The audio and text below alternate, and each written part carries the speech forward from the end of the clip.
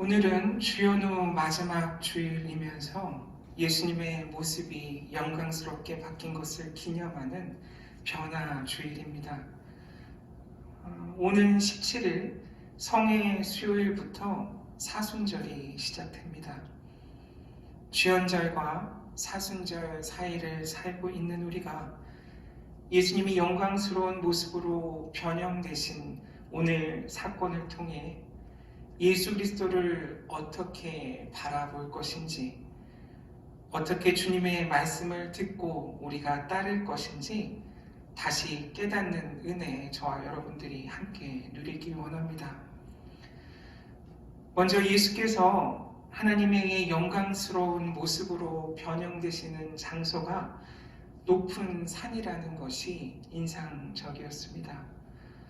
이 산을 보통 타보르산, 다볼산이라고 하는 사람들도 있고 백두산과 비슷한 높이를 가진 헤르몬산, 헐몬산이라고 하는 사람들도 있습니다. 9장 1절에 의하면 하나님의 나라가 어떻게 임하는지 상징적으로 보여주고 있는 장소가 바로 오늘의 높은 산이 됩니다. 여러 가지 면에서 오늘 말씀은 출애굽기 24장 하나님께서 모세를 만나시는 시내산이 연상됩니다. 즉 하나님과 모세의 계약, 하나님의 구속사의 출발이 되었던 그 사건처럼 지금 높은 산에서 하나님과 예수님과의 새로운 시작과 출발을 알리는 그러한 사건이 일어나고 있는 것입니다. 마치 시내산에서 일어났던 놀라운 일들이 예수 그리스도를 통해 지금 이 산에서 새롭게 일어나고 있는 것입니다. 예수님을 통해 하나님의 나라가 권능으로 임하고 있음을 우리로 알게 하는 장면입니다. 즉 모세가 경험한 시내산 사건뿐만 아니라 이어 등장하는 엘리야를 통해서 하나님께서 자신의 희생으로 새 출애굽을 이루시고 새 언약을 맺으실 것임을 보여주고 있는 것이죠. 이렇게 4절에 등장하는 모세와 엘리야는 유대인들에게는 율법과 예언자를 대표하는 사람들입니다. 그들 모두 일반적인 방법으로 이 땅에서 죽었다고 알려진 사람들이 아니죠. 그래서 그 마지막 때가 되면 다시 돌아올 것이라는 그런 소망을 이 유대인들은 품고 있었습니다. 신명기 18장 15절 내 하나님 여호와께서 너희 가운데 내 형제 중에서 너를 위하여 나와 같은 선지자 하나를 일으키시리니 너희는 그의 말을 들을지어다. 이 말씀에서 나와 같은 선지자의 출현을 예고한 사람이 모세입니다. 그리고 말라기 4장 5절 보라 여호와의 크고 두려운 날이 이르기 전에 내가 선지자 엘리야를 너희에게 보내리니 언약의 사자 이전에 오리라던 예언자가 이 말씀에서 보면 엘리야였습니다. 이러한 말씀들에 비춰볼 때 오늘 말씀은 하나님의 나라가 임하는 것을 보여주는 사건이면서 종말론적인 사건이 이곳에 지금 성취되고 있음을 우리에게 보여줍니다. 또한 3절에서 예수님의 모습을 묘사하는 흥미로운 표현이 나옵니다. 이 부분을 읽으면 요즘 가장 성능이 뛰어난 세제 광고를 보는 것 같았어요. 그 옷이 광채가 나면 세상에서 빨래하는 자가 그렇게 희게 할 수 없을 만큼 매우 희어졌더라. 이 부분도 다니엘 7장 9절 내가 보니 왕자가 놓이고 옛적부터 항상 계시니가 좌정하셨는데 그의 옷은 희기가 눈 같고 그의 머리털은 깨끗한 양의 털 같고 그의 보좌는 불꽃이요 그의 바퀴는 타오르는 불이며 라는 말씀을 연상하게 합니다. 그 옷이 희기가 눈 같은 이는 옛적부터 계신 이는 즉 하나님을 의미하고 있는 것이죠. 역시 이 부분에서도 마가는 예수님의 변화를 다니엘의 종말론적 성취와 연관시키고 있다고 우리는 생각할 수 있습니다. 하나님의 나라가 예수 그리스도를 통해 지금 여기에 임하고 있다라는 것을 이 높은 산에서 일어난 예수님의 변모 사건을 통해 우리에게 알려주고 있는 것이죠. 이런 하나님의 구원사의 큰 흐름 가운데 하나님의 나라가 임하고 있음을 우리로 하여금 깨닫게 하는 그런 산의 의미가 있다면 이 말씀을 묵상하면서 이런 생각도 해보았습니다. 우리는 산에 왜 올라갈까? 라는 물음이었어요. 요즘은 거의 산에 제가 간 적이 없지만 대학 다닐 때만 해도 제가 보통 기숙사에 살았었는데 그 기숙사가 위치한 곳이 바로 그 서대문의 무악산이라고 불리는 안산 중턱이었어요. 저희가 살고 있는 도시와 같은 이름이죠. 근데 찾아보니까 한자가 다르더라고요. 안장 안자였어요. 안산은 평안 안자인데 어쨌든 발음이 똑같은 안산 중턱에 제가 살았습니다. 원래도 300m가 채 되지 않는 그렇게 높지 않은 산인데 기숙사가 이미 어느 그 높은 지대에 있었기 때문에 기숙사에서 출발하면 천천히 올라가도 1시간 안에 정상 봉수대까지 갈 수 있었습니다. 그래서 꽤 자주 그 산에 올라갔었어요. 나지막한 산이었지만 이렇게 안산에 올라가면서 산에 오르는 이유에 대해 제 나름대로 깨달은 바가 있었습니다. 그것은 산에 오르면 바라보는 것이 달라진다라는 것이었어요. 시각, 시선, 안목이라고 할 수 있는 그런 바라보는 것들이 달라지기 때문에 제 개인적으로는 산에 올라가는 일이 재미있었습니다. 안산 봉수대에 서서 세상을 내려다보면 내가 어떤 위치에 있는지 나의 삶에 대해 생각하곤 했습니다. 산은 내가 어디에 살고 있는지, 어떻게 살고 있는지, 나의 존재에 대해, 그 세상과의 관계에 대해 깨닫게 하는 장소였습니다. 즉, 제가 생각하는 산에 올라가는 이유, 그것은 나를 포함하여 모든 것이 다르게 보이는 그것 때문에 산에 올라가는 것이 아닌가라는 생각을 한 것이죠. 말씀을 준비하면서 예수님과 베드로, 야고보와 요한 이렇게 함께 저도 그 산에 올라가 보았습니다. 역시 달라 보이는 것들이 있었습니다. 함께 동행한 제자 3명, 이 마가복음에 있어서 여러 부분에서 이 3명만 데리고 함께 하시는 예수님을 우리가 목격하게 되죠. 아마도 이들이 예수님께서 더 좋아하시던 제자들이 아닐까? 더 특별한 관계에 있던 제자들이 아닐까 짐작할 수 있습니다. 이어지는 10장에서 야고보와 요한이 예수께 드리는 그 말씀의 내용이 나오죠. 자신들을 예수님의 우편과 좌편에 앉게 해달라고 구하는 장면입니다. 이것을 보더라도 그들이 생각할 때 다른 제자들보다 자신들이 예수님과 더 가깝다라고 생각했던 것 같아요. 이런 제자들의 모습을 통해 저의 모습도 깨달을 수 있었습니다. 내가 얼마나 예수님의 모습을 한 가지 모습으로 정형화하고 있을까에 대한 것이었어요. 마치 5절에서 베드로가 예수님을 부를 때 여전히 랍비라고 부르고 있는 것과 다르지 않습니다. 베드로는 예수님과 여러 가지 놀라운 일들을 경험했잖아요.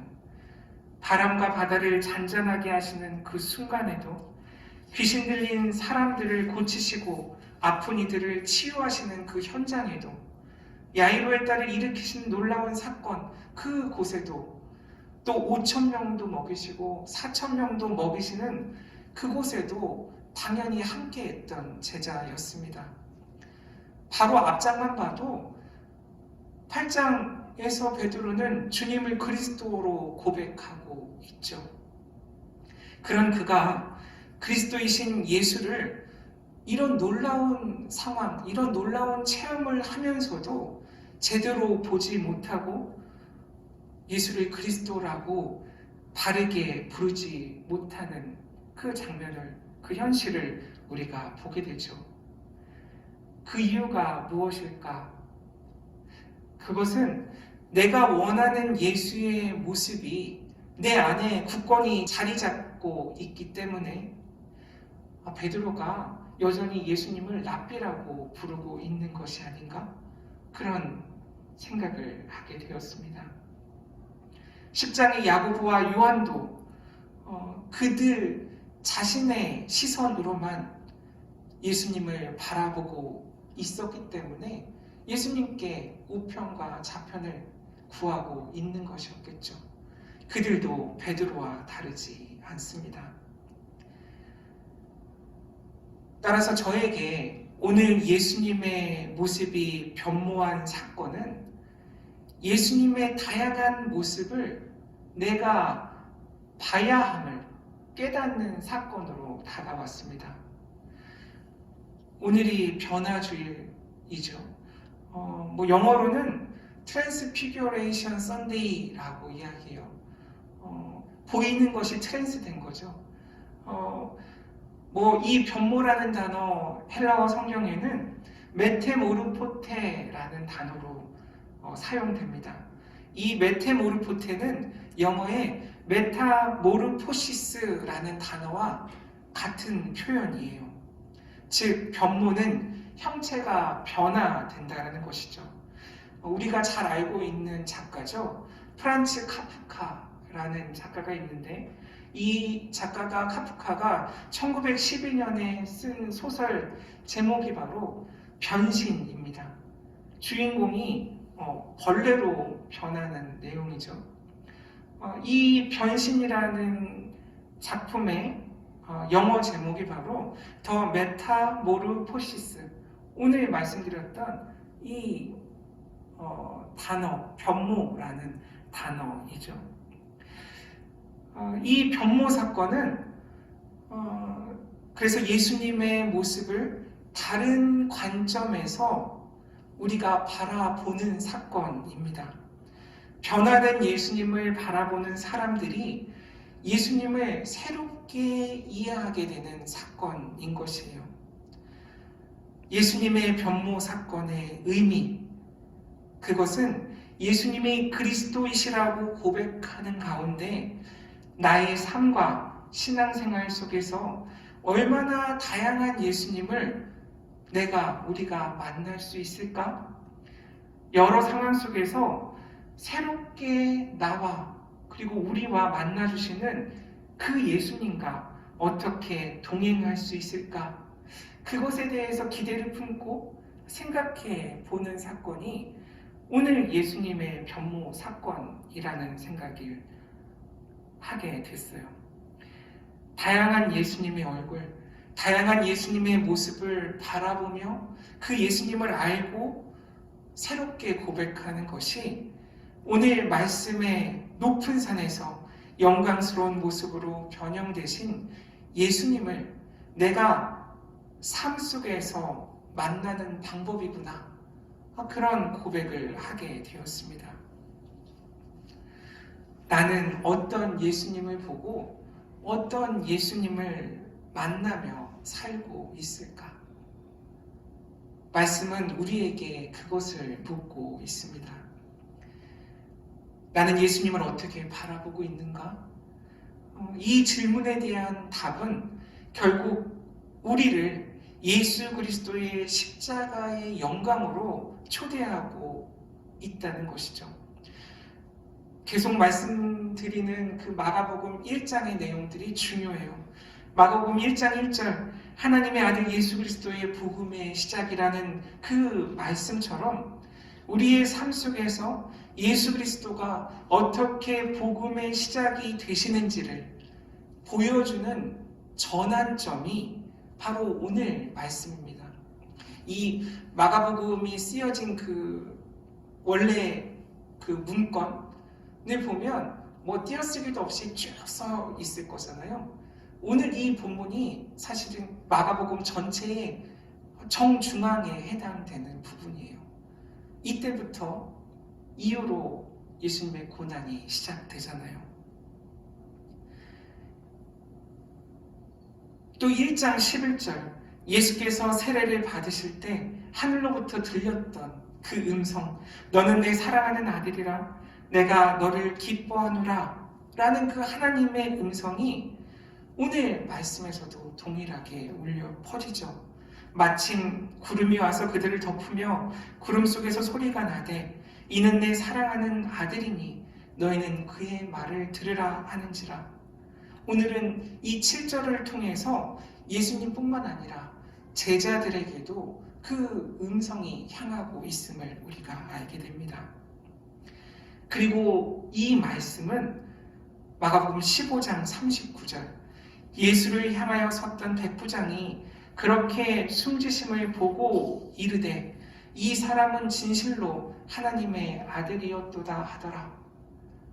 십자가 사건 현장에 있던 백부장의 입을 통해서 예수께서 하나님의 아들이시고 복음의 시작이시라는 것이 동일하게 고백됨을 볼 수 있습니다.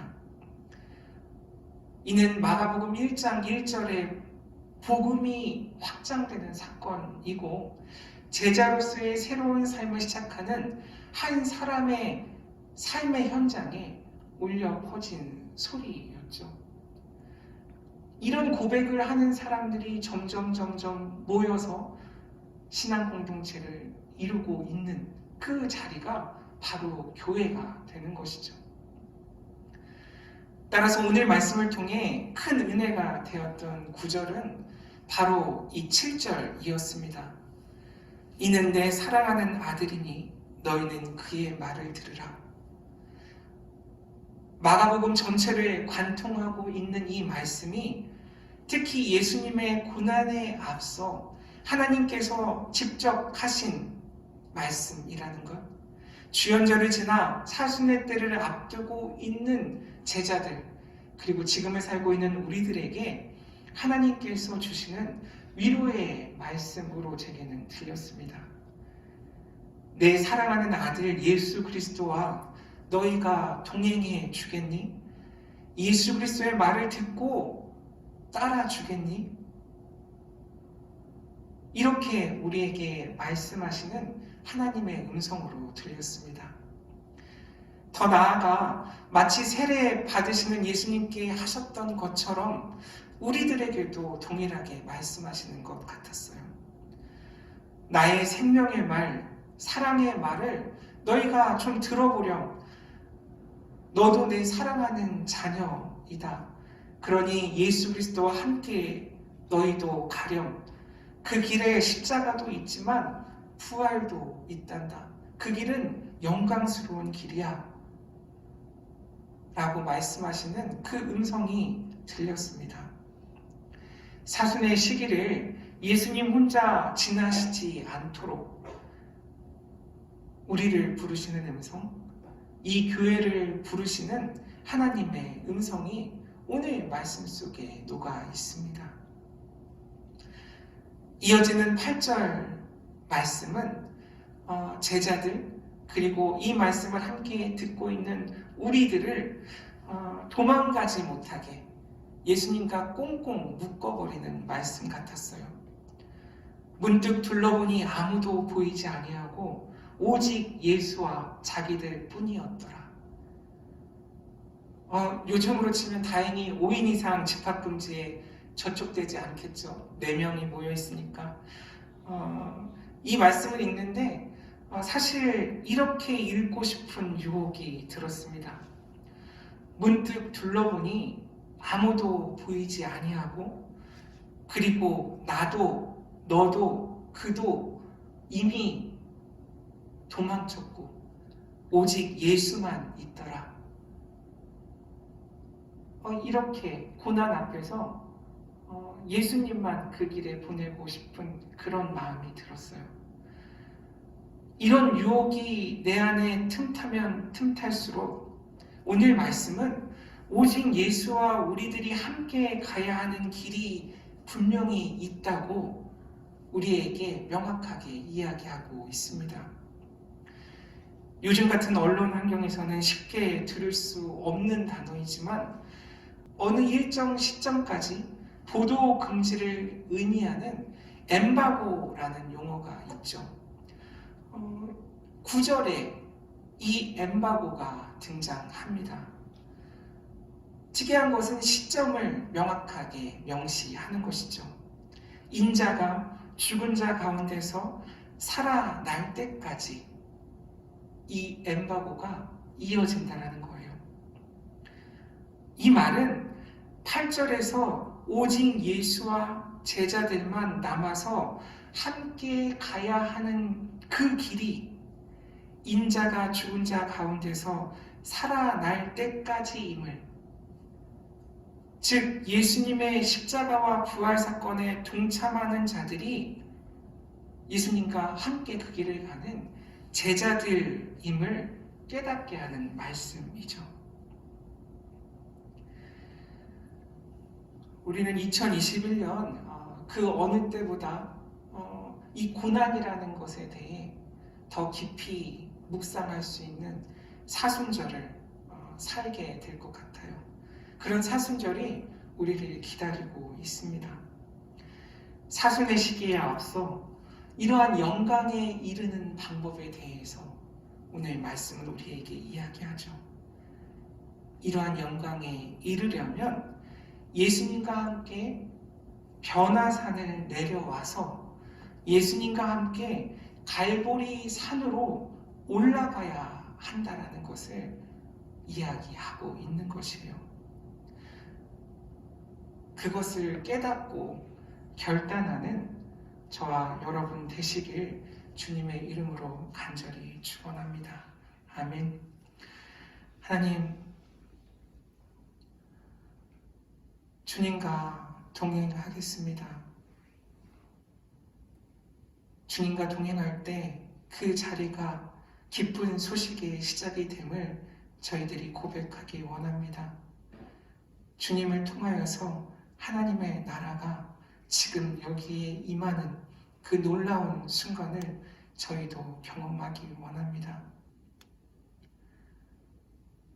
주님만 혼자 그 고난의 길을 가지 않도록 저희들을 불러 주시옵소서. 그 부름에 도망가지 않고 주님과 함께 그 말씀을 따르는 자 되겠습니다. 예수님의 이름으로 기도드립니다. 아멘.